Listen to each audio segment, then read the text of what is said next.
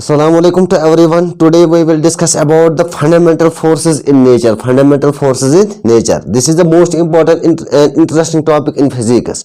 There are different types of the forces like strong force, weak force, electric force, nuclear force, gravitational force, mechanical force, magnetic force. But the fundamental forces in nature are only four. First, that is the gravitational force. Second, that is the electromagnetic force. Third, strong nuclear force. And the fourth, that is called as a weak nuclear force. Today we will discuss only the gravitational forces, gravitational force, example of the gravitational force and the properties of the gravitational force. Gravitational force का जो concept दिया था वो दिया था sir Isaac Newton ने. According to the Newton, every body in the universe attracted with each other with a force and this force is called as a gravitational force. तो gravitational force क्या बोलता है? A force of the attraction between the two objects is due to their masses and is governed by the Newton's law of gravitation. The force of the attraction between the two objects of their masses m1 m2 held at a distance or point is given by F is equal to g m1 m2 divided by r square, where this is called as a universal gravitational constant. Universal gravitational constant. तो gravitational force का statement क्या है?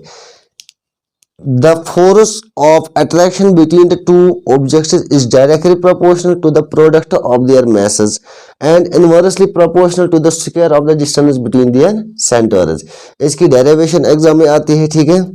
Derivation इसकी important है. तो कैसे हम इस फार्मूला को कैलकुलेट कर लेते हैं? F is equal to G m1 m2 divided by r square. तो ग्रेविटेशनल फोर्स का कंसेप्ट न्यूटन ने दिया था. फोर्स ऑफ अट्रैक्शन होता है दो बॉडीज के या दो ऑब्जेक्ट्स के दरमियान जिनमें मैसेज होता है m1 एंड m2. जो हम रखते हैं डिस्टेंस इनकी क्या रखते हैं r. तो F is equal to G m1 m2 divided by r square. This g is called as a gravitational constant m1 that is the mass of body A, m2 this is the mass of body 2. g is a universal gravitational constant. इसे universal gravitational constant इसलिए कहा जाता है क्योंकि whole universe में इसको accept किया गया है इसके वैल्यू को, ठीक है. Where the value of the g that is 6.67 into 10 power minus 11 newton metre square पर kg स्क्वायर. तो इसकी डेरिवेशन क्या कर देते हैं? Consider the two bodies A and B. यहाँ पर आप एक बॉडी और हम दो बॉडीज को लेते हैं, body A and the body B. Of the masses m1 and m2. इस बॉडी का mass m1 रखते हैं, इसका m2. Let r be the distance between their particles. इन दो पार्टिकल्स के दरमियान हम जो डिस्टेंस रखते हैं, let it should be r.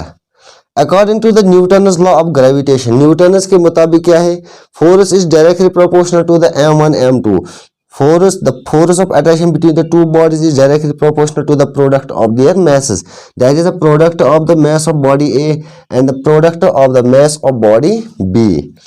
And क्या बोला था? And inverse square proportional to the distance between them. और जो फोर्स होता है इन दो ऑब्जेक्ट्स के दरमियान, दो बॉडीज के दरमियान, इनके रेडियस के इनवर्स के बराबर होते हैं, यानी डिस्टेंस के inverse. So F is inversely proportional to the R square. अगर हम इनकी रेडियस को इंक्रीज कर लेते हैं तो फोर्स ऑफ अट्रैक्शन कम होगा. अगर फोर्स ऑफ अट्रैक्शन ज्यादा किया जाएगा तो रेडियस इनमें क्या होगी? कम, ठीक है. तो इन दो इक्वेशंस को हम कंबाइन कर लेते हैं. F is directly proportional m1 m2 divided by r square. तो इस प्रोपोर्शनलिटी को हटाने के लिए यहाँ पर हम यूज कर लेंगे कैपिटल G, और इस G को हम क्या बोलते हैं? That is called as a gravitational constant. So F is equal to g m1 m2 divided by r square. This is the formula of the gravitational force or the universal law of gravitation. Gravitational force between the two bodies equal in magnitude.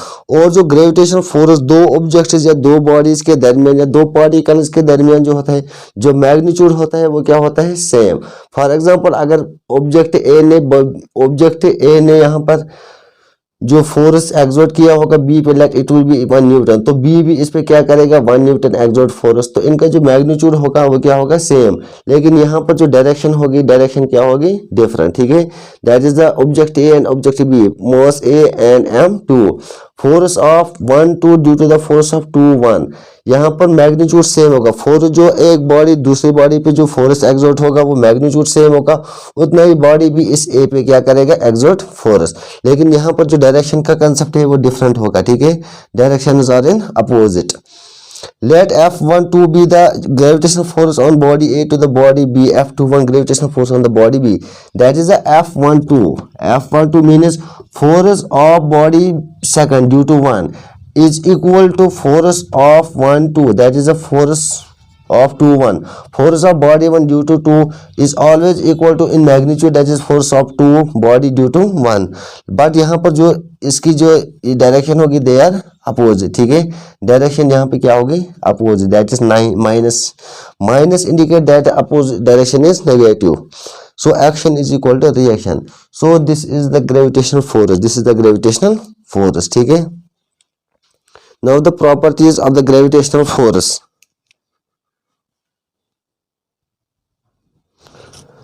Properties of the gravitational force. बच्चों अब हम देखेंगे जो gravitational force होता है इसमें क्या क्या प्रॉपर्टीज होती है, ठीक है, कौन कौन सी प्रॉपर्टीज होते हैं.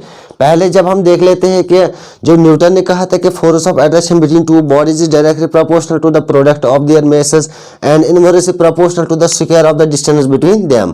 इसे इनवर्स स्क्वायर लॉ भी कहते हैं, that is force is inversely proportional to the R square. ठीक है, तो यहाँ पर पता चला कि जो ग्रेविटेशनल फोर्स का जो पहला प्रॉपर्टी है ये क्या कर लेता है, ये ओबे कर लेता है inverse square law. It obeys the inverse square law. ठीक है, ये इनवर्स स्क्वायर लॉ ओबे कर लेता है. दूसरा, it is always attract in nature. जो ग्रेविटेशन फोर्स जो होता है दो बॉडीज के दरमियान ये आपस में क्या करवाते हैं, अट्रैक्शन, फोर्स ऑफ अट्रैक्शन. ठीक है, so it is always attract in nature. Third, it is a long range force. Long range force का मतलब क्या है, it extends up to infinity.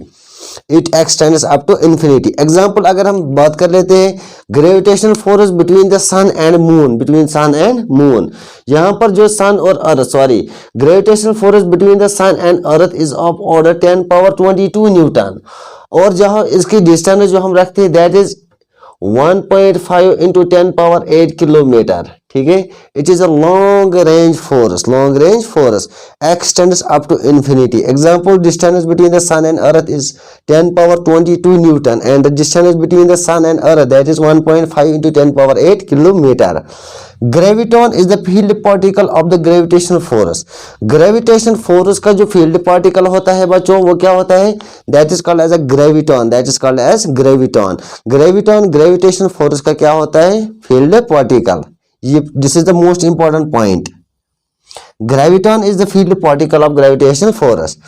It is a weakest force operating in nature. और जो gravitation force है nature की बात अगर हम कर लेंगे, it is a weakest force operating in nature. It is a central force and hence conservative force. जो ग्रेविटेशनल फोर्स जो होता है, एक तो ये सेंट्रल फोर्स होता है, दूसरा क्या होता है, conservative force. This is also called as a conservative force.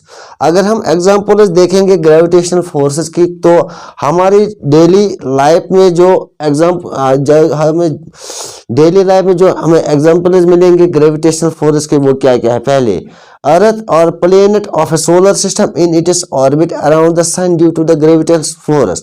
जो हमारी अर्थ और प्लेनेट, ठीक है, अर्थ और सम प्लेनेट जैसे Mercury, Venus, Earth, Mars, etcetera. हमारी जो जमीन, धरती या प्लेनेट की बात करेंगे जो सोलर सिस्टम के होते हैं, प्लेनेट्स ऑफ सोलर सिस्टम और earth in its orbit around the sun. उनका जो ऑर्बिट होता है वो क्या होता है, सन. ठीक है, due to the gravitational force. अब ये सन इनका ऑर्बिट है किसकी वजह से, due to the gravitational force. We remain on the surface of earth. हम इस जमीन पे रहते हैं due to the gravitational force between the earth and us. क्योंकि यहाँ पर जो जमीन और हमारी और जमीन के बीच में क्या चल रहा है, ग्रेविटेशनल फोर्स. ठीक है, various gases forming atmosphere of the earth. जो भी गैसेस एटमॉस्फेयर ऑफ अर्थ बना लेती है, ठीक है, और held due to the gravitational force of earth. वो ग्रेविटेशनल फोर्स जो हमारे अर्थ लगाती है, ठीक है, उसको पकड़ करके रख लेती है. Moon orbit is around the sun. Moon अपने सन के ऑर्बिट के इर्द गिर्द घूमते हैं due to the gravitational force between the moon and earth. ठीक है, this is the next example of the gravitational force. Tides of the ocean occurs due to the gravitational force between the moon and ocean water. Gravitational force between the earth and artificial satellite which keep a satellite to move around earth. It is a gravitational force which has assembled the present planets, present planets, stars and the galaxies. These are all the examples of the gravitational force. तो पता चला कि जो importance जो gravitation force की है ये extend होती है अप टू इन्फिनिटी, ठीक है। तो बहुत से इसके प्रॉपर्टीज है ग्रेविटेशन फोर्स के, इसके एग्जांपल, इसका रोल, ठीक है। इस ग्रेविटेशन का कंसेप्ट जो दिया था, इसको दिया था सर आइजैक न्यूटन ने, ठीक है। This gravitation force concept was first given by the sir Isaac Newton. बच्चों वीडियो अगर अच्छा लगे तो वीडियो को शेयर, लाइक, कमेंट करना और हमारी चैनल लोन एकेडमी पे क्या करना, subscribe. Thank you for watching.